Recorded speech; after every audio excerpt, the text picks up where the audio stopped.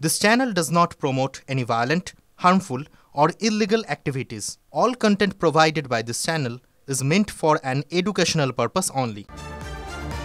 অশান্ত বাংলাদেশ গিয়ে প্রাণ বাঁচাতে চারতলা থেকে ঝাঁপ দিয়েছেন এক ভারতীয় যুবক। ভেঙেছে তার দুটো পা, গুরুতর আঘাত লেগেছে তার পিঠে। বাংলাদেশ থেকে অ্যাম্বুলেন্সে করে ফিরতে হলো দেশে। কয়েকদিন আগে অসমের বাসিন্দা রবিউল ইসলাম ব্যবসার কাজে বাংলাদেশে গিয়েছিলেন এবং সঙ্গে ছিলেন তার ভাই শাহিদ আলী। দুজনে যশোরের একটি হোটেলে উঠেছিলেন। হোটেলের 12 তলায় তারা ছিলেন। গতকাল দুপুরে বাইরের আওয়াজ শুনে আর জানলা খুলে দেখতে পায় আন্দোলনকারীরা ঘিরে ফেলেছে পুরো হোটেল, এমনকি আগুন ধরিয়ে দেওয়া হয়েছে। এরপরই চারতলা থেকে পাশের একটি বিল্ডিংয়ে গিয়ে সেখান থেকে দুই ভাই নিচে ঝাঁপ দেন। শহীদ আলীর 2 পা ভেঙেছে। 2 ভাইয়ের চোখে মুখে আতঙ্কের ছাপ স্পষ্ট।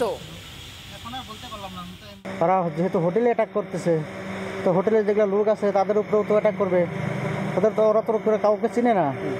তো আমরা কি করলাম, কাপড় সব ব্যাগে ভরে দৌড়াদৌড়ি করে লিফটে না যেয়ে আপনার সিঁড়ি দিয়ে 11 তলা থেকে নিচের দিকে চলা স্টার্ট করে দিলাম। আপনার 3rd ফ্লোর মোটামুটি 3rd ফ্লোর অবধি যাওয়ার পর দেখি পুরা ধোঁয়া আসতেছে রাস্তা দিয়ে ওই সাইড থেকে। তো বুঝে গেলাম নিচে তো পুরা আগুন লাগিয়ে দিছে। নেক্সট টাইম আপনার রাইট সাইডে একটা বিল্ডিং ছিল, আমরা গ্লাসটা ভেঙে ওই বিল্ডিংয়ের উপরে জাম্প করে নেক্সট বিল্ডিংয়ে চলে যাই। যান বাঁচানোর জন্য হোটেল থেকে আমরা লাফিয়ে পড়ি। আমার কাজিন 4th ফ্লোর থেকে 4 তলা থেকে লাফিয়ে পড়ি। আমার কাজিন আমার সাথে সে, ওনার পাও ভেঙে গেছে, আমার হাতে, এখানে, আমার ঘাড়ে, আমার সব জায়গায় লেগেছে। এদিকে আবার নিউ ইয়র্কে বাংলাদেশি দূতাবাসে তাণ্ডব। বিএনপি সমর্থকদের বঙ্গবন্ধুর ছবি সরানো হয়নি কেন? দূতাবাসের কর্মীদের উপর হম্বিতম্বি বিএনপি সমর্থকদের সরিয়ে দেওয়া হয় আওয়ামী লীগের প্রতীকও।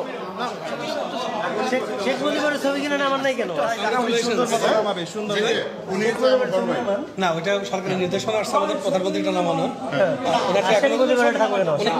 ওনারটা এখনো নির্দেশনা আসে। আপনারা কি ওনার নির্দেশনা মানবেন?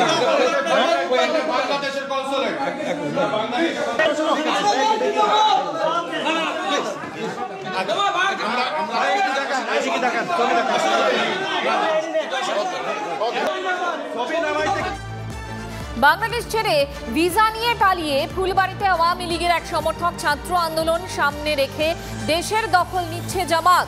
বঙ্গবন্ধুর মূর্তিও ভেঙেছে জামাত সহ নানা কট্টরপন্থী শক্তিরাই, দাবি আওয়ামী লীগের সমর্থকের।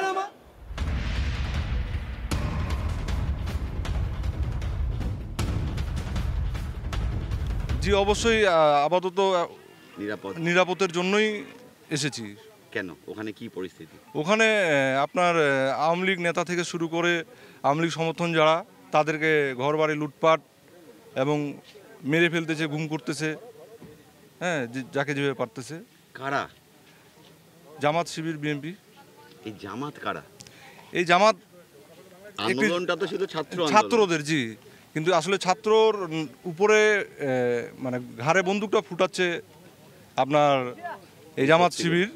তারা অলরেডি আমরা এখন দেখতে পাচ্ছি তারা ভুলটা বুঝতেছে আস্তে আস্তে। ওরা একটা দ্বিতীয় পাকিস্তান বানাতে যাচ্ছে, আফগানিস্তান বানাতে যাচ্ছে। তাদের মানে সেই ধারায় আগাচ্ছে, যেহেতু গণহারে মারতেছে, গণহারে লুটপাট হচ্ছে। জ্বলছে ওপার বাংলা।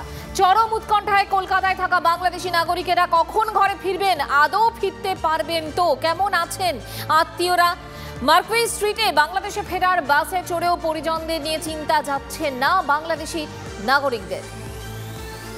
বাস পরিষেবা কিন্তু এখনো পর্যন্ত স্বাভাবিক নয়, বিমান পরিষেবাও সম্পূর্ণরূপে স্বাভাবিক নয়। তার মধ্যেই আমরা এই মার্কুইস স্ট্রিটের যে বাস দেখতে পাচ্ছি, সেই বাসে যে যাত্রীরা রয়েছেন তারা সকলেই কিন্তু বাংলাদেশি নাগরিক। তাদের সঙ্গে একটু কথা বলি।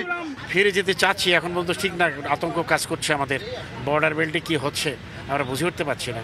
আমাদের দেশ তো ম্যাসাকার হয়ে গেছে, তারপর আমাদের যাওয়া খুব জরুরি। এদিকের কাজ অসমাপ্ত রেখে আমরা যাচ্ছি আর কি। উদ্বেগ বলতে কি, গতকালকে তো ভীষণ উদ্বেগের ভিতরে ছিলাম, কিন্তু আজকে নাগাদ উদ্বেগটা নাই, ওই উদ্বেগটা নাই আর কি। গতকালকে বেশি ছিল, আজকে নাই। আমরা তো জানি না, এখন বলে কন্ট্রোল বলতে আছে, পরিস্থিতি বলা হয়েছে, এই জন্য যাবির জন্য স্বাভাবিক হয়ে গেছে। সেনাবাহিনীর প্রধান বলছে যানবাহন চলবে, সেই জন্য আমরা যাচ্ছি। বাস পরিষেবা স্বাভাবিক, কিন্তু যাত্রী নেই, আসার যাত্রীটা নেই, যাওয়ার যাত্রী কিছু আছে। সেই যাত্রীগুলো নিয়ে আমরা বাংলাদেশের উদ্দেশ্যে রওনা হচ্ছি। আসার জন্য কেউ আসছে না এখন। দেশ নেত্রী পদত্যাগ করছে, এখন আমরা স্বাভাবিক চাচ্ছি দেশটাকে শান্তিপূর্ণ। এখান থেকে আবার ফিরে যাচ্ছেন বাংলাদেশের উদ্দেশ্যে, তবে একটা দুশ্চিন্তা, উৎকণ্ঠা, উদ্বেগ রয়েছে। সব কিছুকে সঙ্গে নিয়েই তারা পেট্রাপোল সীমান্তের উদ্দেশ্যে রওনা হচ্ছে। ক্যামেরায় চাঁদমিয়ার সঙ্গে সুপ্রিয় গুহ, TV9 বাংলা।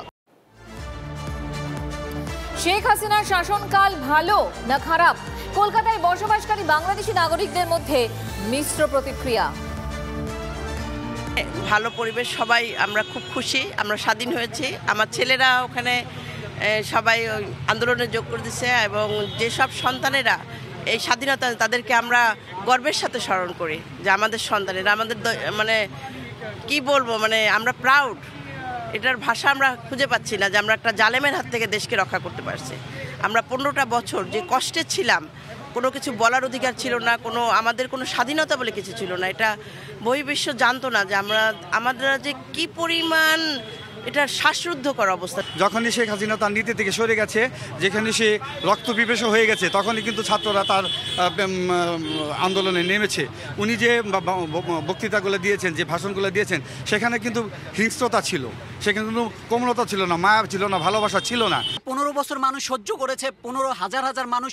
আপনি দেখেছেন গণভবনে গণকবর পেয়েছে, মানুষের লাশ ওখানে কি করে গণকবর থাকে, মানুষের হাত করা পড়া অবস্থায় মানুষের থাকে, মৃত্যু লাশ থাকে ওখানে, গণকবর কিভাবে থাকে? তো সেই মানুষগুলো যাদের ফ্যামিলি, তারা কান্নাকাটি করেন। প্রধানমন্ত্রী 3 বার থাকেতে জনগণের কিছু কিছু মানুষ বলছে যে না, এরা দ্বিতীয় নতুন কোনো সরকার চাই। এই জন্য এই আন্দোলনটা, এবং কোঠা আন্দোলন, যারা অরিজিনালি শিক্ষিত মেধাবী, তাদের চাকরি না হওয়াতে তাদের এই আন্দোলনটা শুরু করে। এই আন্দোলনটা যদি প্রধানমন্ত্রী মেনে নিত তো উনি থাকতো, মেনে না নিচ্ছে, তারপরেও কিছু অসাবধানতা করার জন্য ওনাকে এ দেশ ছাড়তে হয়েছে। আমাদের এই সহিংসতাটা আমাদের কাম্য ছিল না, কিন্তু সরকার প্রধানের অল্প কিছু কথা এলোমেলোর কারণে এই সরকারের পদত্যাগটা করতে হইল। এটাও আসলে কাম্য ছিল না আমাদের, কিন্তু দেশ পিছিয়ে যাবে, দেশ পিছিয়ে যাবে, দেশ সংকটে পড়বে। বিগত সরকারের কিছু সফলতা, কিছু ব্যর্থতা, সব মিলেমিশেই অনেক রাগ ক্ষোভ ছিল জনগণের। সব মিলেমিশে এখন কিছুটা উত্তাল, হয়তো বা কিছুদিনের মধ্যেই আবার স্বাভাবিক অবস্থায় আবার ফিরে আসবে দেশ। আমরা এই বিশ্বাস করি এবং আশা করি খুব দ্রুত সময়ের মধ্যে মানুষের মাঝে শুভবুদ্ধির উদয় হবে। দেশের যে উত্তাল পরিস্থিতি, এটা আসলে আমাদের যে গোয়েন্দা সংস্থা বা এনএসআইরা যারা ছিল, তারা অনেক ক্ষেত্রে ব্যর্থতার পরিচয় দিয়েছে। কারণ তারা যদি ঠিকমতো এনএসআই রিপোর্টগুলো দিত, জনগণের পালসগুলো তারা বুঝতে পারতো, তাহলে হয়তো বা এই পর্যায়ে দেশ আসতো না। যে উনি যেটা করেছেন, উনি অনেক সুন্দরভাবে জিনিসটাকে করতে পারতেন, সেটাকে বাড়িয়ে অনেকটা দীর্ঘ মেয়াদি করে ফেলেছেন, এবং এতগুলো যে প্রাণ গিয়েছে, সে প্রাণগুলো তো ফিরে আসবে না, এবং এতগুলা মায়ের কান্না, অশ্রু, সেখান থেকে উপর আল্লাহ সেটা দেখেছেন, সেটাকে বিচার করেছেন।